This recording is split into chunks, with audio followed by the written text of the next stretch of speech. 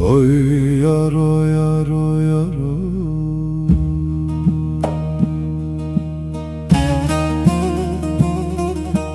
demir kapı kapandı üstüme,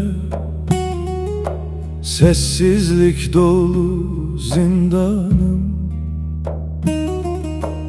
Bir anamdır ağlar durur, garip kalan feryadıma bir avuç gökyüzü. Düştü mahpusun payına, ekmek bile taş oldu, kurudu gözümdeki yaşım.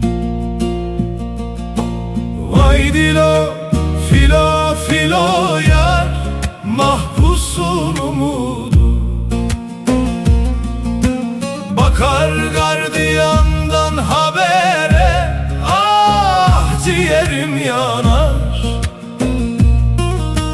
Dinmez korkarım, unutulmak ve unutmak asıl mesele. Vay dilo filo filo yar, mahpusun umudu. Bakar gardiyandan habere, ah ciğerim yanar.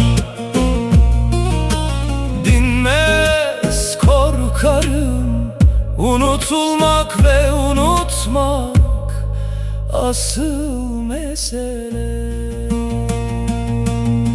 Vay baba baba babolu, babamın nasihatı kulaklarımda çınlıyor, kardeş sesi.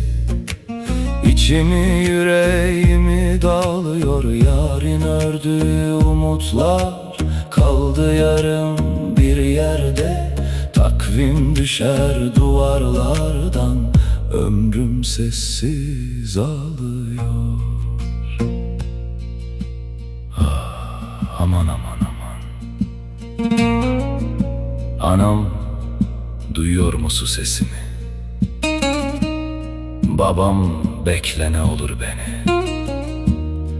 Yenilme o kötü kadere, bir ömür oldu bensiz. Bu diyarı terk etme. Vay dilo filo filo yar, mahpusun umudu. Bakar gardiyandan habere, ah ciğerim yanar.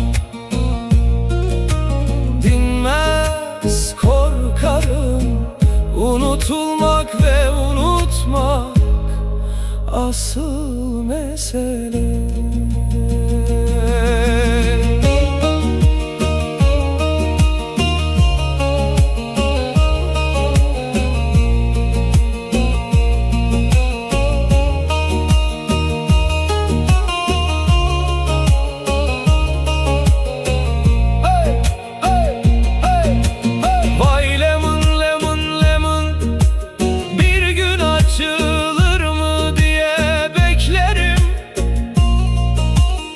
Paslı demir kapı ömrümden eksildi sanki.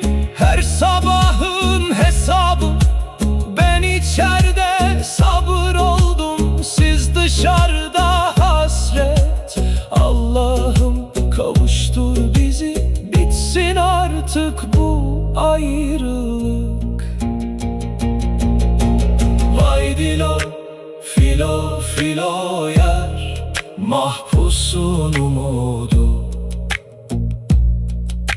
Bakar gardiyandan habere, ah ciğerim yanar. Dinmez korkarım, unutulmak ve unutmak asıl mesele.